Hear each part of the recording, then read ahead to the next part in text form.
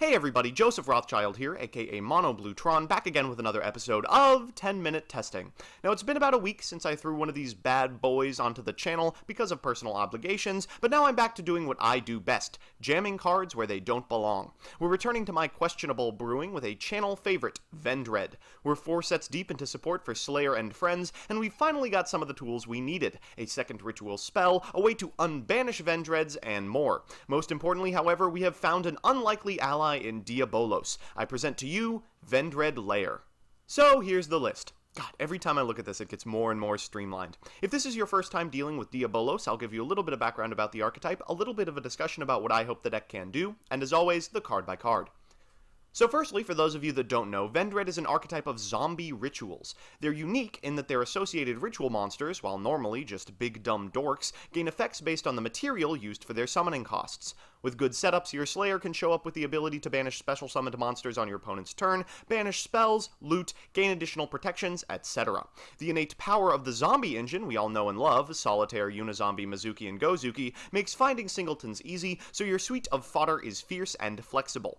Realistically, you should be able to make Slayer with at least one instant speed effect per turn, and thanks to the newly released Vendread Anima, you can outgrind opponents that would otherwise have kept all of your zombies banished.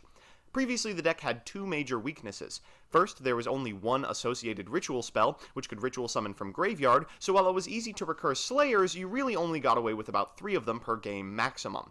Secondly, while a big beefy Slayer looks imposing, it was actually pretty difficult to assemble lethal boards. We've now got a plan for both problems. Diabolos adds 3,000 attack points to your single monster turns, and when you end up using Mizukis and Unizombies to make Omega, Diabolos is just one more card out of that opener. As far as ritual spell lightness goes, we now have an all-new ritual, which can send up to 1 Vendread as material from deck. It's a foolish burial that can find those silver bullets necessary to OTK. Unfortunately, you've kind of got to OTK since the monster bites the dust at the end of the turn. On good days, we can strip some cards with Diabolos, end with a banishable Slayer and a prepped graveyard. On less good days, we can do the old zombie standby and make a couple of Omegas using Slayers and Vendread pieces as discard fodder for Unizombie. So with that, let's get into the card by card. First, we've got 3 Diabolos Lord of the Lair, the newest tool for brewers nationwide. Unlike Lair, it doesn't distinguish between different types of tributes, so the ritual triggers it. After that is the zombie suite we all know and love, 3 copies of Solitaire, 3 copies of Mizuki, 1 Gozuki, and 2 Unizombie. Next are the Vendread material, 3 Sturges, the easiest to reanimate, 2 Revenants, the highest impact, but the hardest to summon, 2 Hound Horde, which is just fantastic, and 1 Anima. This can self-banish to summon a Vendread from your banished zone, followed by 1 core. We're following this up with 3 copies of Slayer and spell cards. For spells, we have 3 copies of Pre-Preparation of Rites, 3 Dragon Shrine to send Diabolos, 1 Foolish Burial, 3 copies of Reorigin, 3 Charge to port into relevant Vendread, and 3 Evolution as an additional way to ritual summon.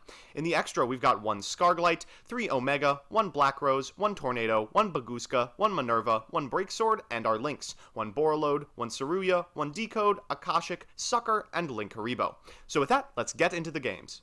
Our first match is up against Paladoin. Now, I'll be completely honest with you, I have absolutely no idea what these cards do. There's a lot of hype surrounding them, so I expect I'll have to read them some point in the near future, but that day is not today because we have opened well enough that we can just execute our linear game plan and sit on it. One thing I do know is that these monsters are very normal summon reliant, and with the ability to banish any special summoned monster off of Vendread Revenants, we should be able to lock our opponent out of the game. We'll start by activating this copy of Dragon Shrine, sending a Darkest Diabolos to graveyard, then pre-prep our way into both halves of the ritual, normal summon the Revenants, and go into Slayer. We'll then use Diabolos back from the graveyard and Mizuki to get a Revenants back to our side of the field, so we can trigger his effect without losing our Diabolos itself. Our opponent's going to start by normal summoning a Paladoin after activating Reinforcement of the Army, then going into one of their Link monsters, which of course we will banish. They will Ghost Ogre our monster, but of course we can use the replacement effect of Reorigin to banish itself instead of having our monster be destroyed. We get in for 5,400 points of damage, a pretty excellent start to the game. Our opponent draws, and what do they find but another card that requires them to have a Link monster out. We'll banish that Link monster, and they'll concede. While that game represented one of the potential best openings for the deck, this game, alternatively, represents one of the worst. We have a Slayer with no associated ritual spell, so it's going to be hard to get that sucker out of our hand, as well as a Dragon Shrine, but no way to get Diabolos back from the graveyard. We're going to have to be satisfied with just the normal zombie plays, but thankfully, the Vendreads are very adept at swarming the field and making Link 4s. Our opponent's playing Ultra Athletes, a deck that is very near and dear to my own heart. We're going to start by firing off this copy of Dragon Shrine, sending ourselves a copy of Diabolos, tributing our Shiranui Solitaire for a Unizombie, which is going to send, of course, a copy of Mizuki to graveyard. We'll get that sucker back out, then go into a Psy-Frame Lord Omega and pass it back. Our opponent's going to start by activating this copy of Foolish Burial Goods. That's going to get them a copy of the UA Field spell from their deck to their hand. We're then going to try and snipe the midfielder because we know that's coming. Unfortunately, we miss it, and they get to normal summon the midfielder, go into Dreadnought Dunker, and attack us for 3,000. Thank God we're not dead. We pretty easily could have been there. We draw into a Revenants, another kind of dead draw. We're going to go ahead and use Mizuki to go ahead and get our Unizombie. Then we'll go into a Vampire Sucker, use Hound Horde's effect to bring it back, and Sturge's effect to bring it back as well. We draw into, what do you know, a copy of Vendread Change, and then we can end with a Borolo Dragon, taking that Dreadnought Dunker, 3,000 and 2,800 points directly. We also get to, because of Dreadnought Dunker's effect, destroy the UA Stadium that's giving us so much trouble. Unfortunately, our opponent still has a shirt in hand and could potentially OTK. They'll go into Mighty Slug, and what do we snipe but the shirt? They're going to go into a Volcasaurus, destroy our Dreadnought Dunker, and then pass it back to us after ending on a Thunder Charger. At end step, we'll reduce the attack and defense by 500, and then do the same thing in our first main phase so that anything can get over it. We'll bring back Sucker and win that way. We're going to go ahead and bring back the Hound Horde as well for any potential Xyz plays we want to do in main phase 2 should we not live, but thankfully we have lethal. Alright, so it's time for Game 3, and you know what that means, a best of 3 versus meta. Our opponent is playing Mech Knight Invoked, which is the tester's dream come true. It at the very least will let us know if our deck is robust enough to afford to play through multiple negates. We have a pretty great opener. A copy of Shiranui Solitaire means we have access to all of the zombie turn 1 setups, and drawing a copy of Vendread Origin without the associated ritual monster is way less painful than the other way around, because in a pinch we can send a copy of Slayer off of Unizombie. We're going to go ahead and start by normal summoning a copy of Solitaire, using its effect to get a Unizombie from deck, then using the Unizombie's second effect, which immediately gets Ghost Ogred. We'll chain a Vendread Charge so we can get a Revenants from deck, and now we are all in on the Revendread half of our deck, sending a Slayer to graveyard and using Reorigin to get a Revenanted Slayer onto our side of the field.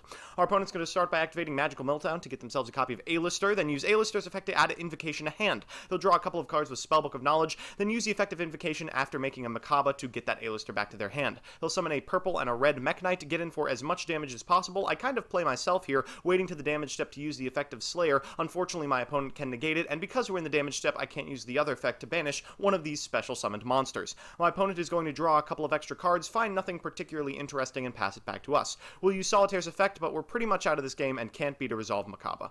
So it's time for Game 2, and while neither of us have drawn particularly well, our draw is considerably worse than our opponent's. We have about 2 extra copies of Diabolos in our opener. We really don't want to see that. And while the Solitaire is right at home and does make a Revendread Slayer, a Slayer with no effects and a Diabolos on our side of the board is not a winning strategy. We're going to go for it anyway, using the effect of Shiranui Solitaire after sending a copy of Diabolos off Dragon Shrine, getting one of these 3 out of our hand, then using Unizombie to send from deck, activating Revendread Evolution to send a Sturges to graveyard, getting into a Diabolos, using its effect to strip a card out of our opponent's hand and passing it back. Our opponent's going to start by special summoning a copy of Cobalt Mech Knight, then going into purple, normal summoning an A-Lister to get an Invocation, activating Mind Control, link summoning a Proxy Dragon. We get the plus off of the Vendread Slayer, but they get to go into Macabre off of our monster. And unfortunately, this is just lethal. We'll take 3,500 damage here, then 25 and 24. So we're back with the deck, and this one is a thinker. Instead of the usual 30-second deck diagnostic, I'm going to get a little more in depth. So there's a lot wrong with this strategy. 1.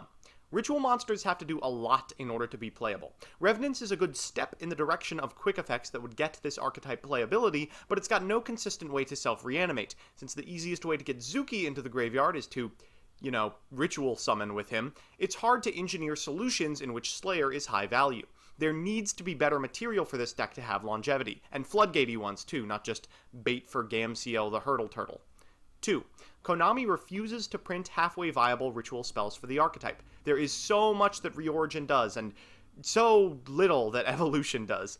Setting up the graveyard isn't particularly powerful when doing so either forces you to immediately special summon with Sturges or minus with Hound Horde. Once again, if the material were more recursive, then maybe it'd be better. 3. This archetype is constantly under scrutiny. Zombies already have a very powerful and consistent turn 1 open, so you'll have to constantly be evaluating if that open is better or worse than making a Slayer with few, if any, quick effects. It's disheartening that there's a line that you're always having to consider that effectively shuts off the remainder of the deck, but that's just how it is whenever you print anything in the same typing as Unizombie and pals. 4. Please give us a ritual monster that does anything at all. Requiring a deck to include 15 plus bricks in order to occasionally make their boss monster playable at the cost of their normal summon should at least deserve a ritual monster with some reasonable effects of its own. All 4 of the ritual monsters are equally ass, but you can get one with pre-prep, so that's where we are. All in all, the archetype feels like Konami recognized that zombies have a wealth of consistency tools, and Necroz proved you have to be careful with rituals, so they did all they could to keep the power level of this archetype as artificially low as possible. So that's that. Sorry for the bad news. I'm sure at some point in the eventual future this deck will get its double helix. For the time being, if you want to see me play the decks I make on this show on stream, I'm on twitch.tv/monobluetron every Tuesday and Thursday evening from 10 to midnight Eastern Standard Time, and if you want a certain deck or archetype featured on a future episode of this show, let me know in the comments section below and I will do my best. Otherwise, I'll see you Wednesday.